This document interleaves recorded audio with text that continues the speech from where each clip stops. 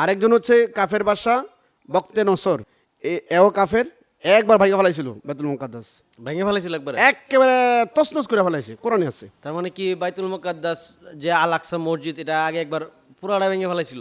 মসজিদ সহ এই এলাকাটা তছনছ করে ফেলাইছিল বক্তে নসর, এই কাফেরে আচ্ছা আচ্ছা। একেবারে তছনছ করে ফেলাইছিল। এমনকি এমনভাবে তছনছ করেছিল, হজরতে উজার আলাইহিস সালাম একজন নবী, জি, ওই নবীকেও বন্দি করছিল এই বক্তে নসর। আচ্ছা কিন্তু নবীর আদর্শ, নবীর স্বভাব, নবী কারো ক্ষতি করে না, এই হিসাবে নবীকে ছেড়ে দিছে। আচ্ছা। ছাইরা দেওয়ার পর একজন নবী দুনিয়াতে থাকাকালীন, তৎকালীন সময় থাকাকালীন আল আকসা মসজিদ ভেঙে ফেলাইছে, তছনছ করে ফেলাইছে, নবীরে বন্দী করছে, নবীকেও বন্দি করছে। এই ইতিহাসগুলো আসলে কোরআনে আছে, কিন্তু আমরা এগুলো জানি না হয়তো অনেকে। সরাসরি কোরআনের কথা বলতেছি। তারপর উজাইর আলাইহিস সালাতু ওয়াস সালাম, নবীর নাম উজাইর আলাইহিস সালাতু ওয়াস সালাম, যখন বক্তে নসর ছেড়ে দিয়েছে ভালো মানুষ মনে কইরা, সে তো নবী হিসাবে মানে না, ভালো মানুষ মনে করছে তার আচার আচরণে। জি, ভালো মানুষ, নবী জানলে তো আরো মাল লইলে, আচ্ছা আচ্ছা। সে জানে ভালো মানুষ যে তারে ছেড়ে দেয়, সমস্যা নাই, ছেড়ে দিছে। উনি হাঁটতেছে আর বাইতুল মুকাদ্দাসের যে ঘর বাড়ি দেখতেছে, আল্লাহু আকবার, উনি দেখতেছে যে উনি মনে মনে ভাবতেছে যে আল্লাহ এমনভাবে এই বেঈমানে বাইতুল মুকাদ্দাস সহ এলাকা ভেঙে ফেলছে, এটা কেমনে আবার আল্লাহ আবাদ করব, এই চিন্তাটা ওনার মনে আসছে। আসার পর আল্লাহ তাআলা বলেন, হে আজরাইল চলে যাও, তার রুহু কবজ করো। রুহু কবজ করার পর, আমি এদিকে যাচ্ছি না, শর্ট করেই বলছি, আমাদের মূল টপিক বাইতুল আকসা। 100 বছর উনি রাস্তার মধ্যে মৃত ছিলেন, ওনার কবর হয় নাই, কিন্তু আল্লাহ তাআলা মানুষের চোখ থেকে, জিনের চোখ থেকে ওনাকে অদৃশ্য করে ফেলেছে। সুবহানাল্লাহ। সুবহানাল্লাহ। মানে তার মানে হচ্ছে কি উজার আলাইহিস সালাম তখন মারা গেছে, উনি ইন্তেকাল করছে। আচ্ছা। ওনার সাথে একটা গাদা ছিল সওয়ারি হিসাবে, এই গাদাটাও এমনভাবে মারা গেছে, তার হাড্ডি মাড্ডি সব আলাদা হয়ে গেছে, কঙ্কাল হয়ে গেছে, কিন্তু কিছু খাবার ছিল ওনার সাথে, খাবারগুলো তরতাজা গরম রয়েছে 100 বছর পরেও। 100 মানে মৃত্যুর 100 বছর পরে? 100 বছর পরেও। আচ্ছা। সুবহানাল্লাহি বিহামদি। ওনার ইন্তেকালের সময় ওনার এক সন্তান রেখে গেছিল, যেই সন্তানের 10 বছর বয়স ছিল। যে উনি ইন্তেকাল করার পর আবার যখন জিন্দা হয়েছে, উনি তো এই আগের মতোই 50 বছর। মানে উজার আলাইহিস সালাম ইন্তেকাল করছে আবার জিন্দা হইছে? হ্যাঁ, 100 বছর পর। কেন আল্লাহ ইন্তেকাল করাইছে, ওই যে গল্পটা বললাম, ওনার মনে মনে চিন্তা আসলো যে আমরা তো সাধারণ মানুষ, আপনি আমি এর সাথে আরো গর্হিত চিন্তা করি, এটা কেমনে কি করবো, কেমনে করবো, কিন্তু নবী হিসাবে ছোট অন্যায়টা আল্লাহ এটা বড় আকারে দেখে। আচ্ছা। যেমন আমাদের নবী একবার বলছিল ইনশাআল্লাহ, খালি বলছিল না, 14 দিন ওহী বন্ধ ছিল। জি জি। 14 দিন ওহী বন্ধ ছিল, অর্থাৎ নবীরে বোঝাইছে যে আমি আল্লাহ আপনাকে 1 সেকেন্ডের জন্য ভুলি নাই, আপনি আমাকে ভুললেন কেন? আচ্ছা আচ্ছা। আমি তো এরকম অসংখ্য ভুলে যাই, অনেক অনেক কিছু ভুলে যাই। তো উজার আলাইহিস সালাম একজন নবী, সাধারণ কোনো মানুষ না। মানে সে সন্দেহ পোষণ করছে আল্লাহ কিভাবে তৈরি করব, একটা সংশয় তার ভিতরে সংশয় জাগছে, এটা বোঝানোর জন্য আল্লাহ তাকে মৃত্যু দিছে, আবার 100 বছর পর জীবিত করছে। 100 বছর পর জিন্দা করার পর উনি দেখতেছে বাইতুল মুকাদ্দাস আবার সুন্দর হয়ে গেছে, ফলে ফুলে আগের চাইতে আরো 30 গুণ বেশি সুন্দর হয়ে গেছে। সুবহানাল্লাহ। উনি জিন্দা হয়ে কয় আলহামদুলিল্লাহ, ওয়াল্লাহু আলা কুল্লি শাইইন কাদির। ওনার জবানের ভাষা যে আল্লাহ তুমি সব ক্ষমতার উপর ক্ষমতাবান। এরপরে আল্লাহ তাআলা বললেন, উজাইর তোমার গাদাটার দিকে তাকাও। সরাসরি 3 পারা 2 পৃষ্ঠার মধ্যে এই তাফসীরটা আছে। আচ্ছা আচ্ছা। কোরআনের সূরা বাকারায়, সূরা বাকারার 257 নম্বর আয়াতটা বলে দিছি। 257 আয়াতুল কুরসির একটা আয়াতের পর আয়াত থেকে শুরু হয়। আয়াতুল কুরসি তো সবাই জানি আমরা। জি জি। 3 পারা 2 পৃষ্ঠার মধ্য থেকে এই আয়াতগুলো শুরু। সুবহানাল্লাহি বিহামদি। আমরা এই ফাঁকে ফাঁকে বাইতুল মুকাদ্দাসের সাথে এই জিনিসটা জানা নিলাম। জি।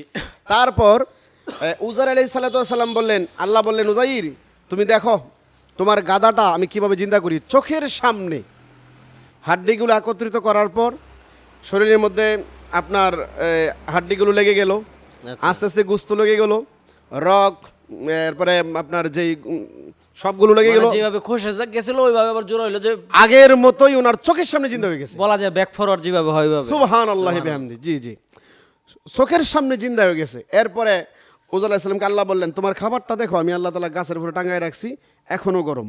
সুবহানাল্লাহ সুবহানাল্লাহ। 100 বছর 100 বছর পরের খাবার আল্লাহ নষ্ট করে নাই। আল্লাহ বুঝাইছে যে আমার পক্ষে এটা সম্ভব। আর তুমি ভাবছো কি যে আমি এটা কিভাবে পুনর্নির্মাণ আবার দ্বিতীয়বার কেমনে বানাবো, এই শহরটা এত সুন্দর শহর নষ্ট করে ফেলাইছে, আমি আল্লাহ সব পারি। 100 বছর ওনাকে মরণ দিয়াই সবগুলো আল্লাহ করে ফেললেন। এরপরে উনি যখন বাসায় গেছে, যাওয়ার পর ওনার ছেলের বয়স 110। বাবা 100 বছর ছিল না, 10 বছর, তা কত হইলো? 110। 110 আর বাবার বয়স 50। ছোট্ট করে বলতেছি, কথাটা আইসা পড়ছি বিদায়। আচ্ছা। তারপরে বাবার কাছে যায়, কয় এটা কার বাড়ি? কয় উজার আলী ইসলামের বাড়ি। কয় আমি তো উজাইর। সন্তানে কয় মাথা খারাপ হয়েছে আপনার? আমার দেখেননি 110 বছর দাঁড়িয়ে সব পাইকে আছে, আর আপনি একটা যুবক মানুষ আয়া কইতাছেন আম্মা দেহ বুইরা, একটা যুবক বেড়া আয়া কইতাছে এ নাকি আমার বাপ। কফুতরে দরজা লাগা বাড়তে বার কর। আচ্ছা আচ্ছা। মানে না, তা আল্লাহ তাআলা মানাইবো। 700 বছর বয়সে একজন নারী উম্মত ছিল হুজুর আলাইহিস সালামের। 700 বছর বয়সী? 700 বছর বয়স। আচ্ছা। তখন ওই নারীর কাছে উনি বলছে যে তোমাদের প্রবীণ কোন লোক ছিল যে তোমার আব্বা যখন জিন্দা ছিল উজায়ের, সন্তানেরা জানতো যে আমার আব্বা জিহাদও গেছে, জিহাদে যাওয়ার পর মারা গেছে। হয়তো মারা গেছে, পায় না, শেষ। স্ত্রী ওইটাই জানতো, এলাকার মানুষও এটাই জানতো। তাই জানতো। এরপরে কয় হ্যাঁ একজন আছে খুব বৃদ্ধা মহিলা, আরো 100 বছর না, 500-600 বছর 700 বছর আগের। আচ্ছা। ওনার নাম এই। তখন উনি উজার হাসান বলতেছেন উনি আমার মুরিদ, আমি ওনাকে বায়াত করেছি। আচ্ছা। তাই মহিলাকে আনা হইলো। তখন মহিলা ছিল অন্ধ। কি ছিল? অন্ধ মহিলা। আগে অন্ধ ছিল না, মানে বয়সের বারে অন্ধ হয়ে গেছে। তখন মহিলা কয় হ্যাঁ উজাইর তো আমার নবী। আমার নবীর একটা মুজেজা ছিল, চোখের মধ্যে হাত লাগাইলেই অন্ধ চোখ দেখতো। দেখা বলাইতো। সুবহানাল্লাহ। সুবহানাল্লাহ। আপনি যদি আমার নবী হন, সবার আগে আল্লাহর হুকুমে আমার চোখ ভালো করেন, আমি এই চোখটা দেখবো, তারপরে বলবো আপনি আমার নবী কিনা। আচ্ছা। সুবহানাল্লাহ।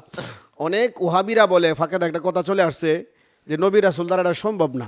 আউলিয়া কেরাম নবী রাসূল দ্বারা অসাধ্য সম্ভব সাধ্য করা। জি। সুবহানাল্লাহ। নবী সম্ভব না হলে আর কার দ্বারা সম্ভব হবে? কার দ্বারা সম্ভব হবে? তো উজার আলাইহিস সালাম এইভাবে হাত দিলেন। হাত দেওয়ার সাথে সাথে একেবারে আগের মতো চোখে দেখতে পারতেছে। চোখে দেখতে পাইলো। এরপরে ওই মহিলা তো আবেগে আপ্লুত, পায়ের মধ্যে সালাম করলেন, নবী গো আপনাকে 100 বছর ধরে পায় নাই, আমি তো আপনি যেই তাসবিহ শিখাইছেন ওইটাই পড়তেছি। আচ্ছা। তখন তো অবাক, তখন উনি পুরা বিস্তারিত বললো। এই হচ্ছে বাইতুল মুকাদ্দাস ভেঙে ফেলার পরে আবার পুনর্নির্মাণ, একটা সংক্ষিপ্ত ঘটনা। তাহলে বোঝা যায় যে বাইতুল মুকাদ্দাস বারবার বিনির্মাণ নিয়েছে, আবার নবীদের শাসনেও ছিল, মুসলমানদের শাসনে ছিল, আবার ইহুদিরা নিয়ে গেছে, এভাবে বারবার আচ্ছা, উলটপালট হচ্ছে। যে 100 বছরের ভিতরে বাইতুল মুকাদ্দাসটা আবার পুনর্নির্মাণ করা হলো, কার দ্বারা পুনর্নির্মাণ হয়েছে এরকম কোন তথ্য কি আছে? এখানে ইয়াকুব আলাইহিস সালামে উজার আলাইহিস সালামের পরে সিলসিলা যে নবী, এটা কিন্তু কোরআনে স্পষ্ট আসে নাই। আচ্ছা। যেমন একজন নবীর কথা আসছে জুল কিফল। আমি শুনি না আর কি নাম। শুনেন নাই না? না, না। আচ্ছা, আমি অনেক কিছু বললে আপনি প্রায়ই বলেন যে শুনেন না। হয়তো জুল কিফল এই নবীর নাম। কোন তাফসীরকারক বলে জুল কিফল আলাইহিস সালাম আবার পুনর্নির্মাণ করছে, আবার কেউ কেউ বলে উজার আলাইহিস সালাতু ওয়াস সালাম যে জিন্দা হয়েছে, জিন্দা হওয়ার পর একটা ছোট্ট ইতিহাস আছে বাইতুল মুকাদ্দাসের সাথে সংশ্লিষ্ট। ওনার কাছে তাওরাতের একটা কপি ছিল, আচ্ছা। মানে আসমানি কিতাবের একটা কপি ছিল। এই কপিটা উজায়ের নবীর কাছেই ছিল। আচ্ছা। আর যত ইহুদি বংশী ছিল এরা আসমানি কিতাব শূন্য হয়ে পড়েছিল। তখন উজার আলাইহিস সালাম যখন আবার জিন্দা হইল, তখন সবাই কইছে আপনি যে নবী, আরেকটা প্রমাণ দেখাই দিব, আপনার কাছে একটা কিতাব ছিল, ওই কিতাবটা দেখাই দিব। আচ্ছা। সুবহানাল্লাহ। সুবহানাল্লাহ। এই তাওরাত কিতাবটা উনি ওনার বাড়িতে মাটির নিচে এক সিন্দুকের ভিতরে রেখে গেছিল। আচ্ছা। তখন ওই কিতাব আবার উনি নিজে যাইয়া, মানে উনি যে উজার আলাইহিস সালাম, এটা প্রমাণের আরেকটা অংশ। জি, বের করছে এটা। আরেকটা অংশ।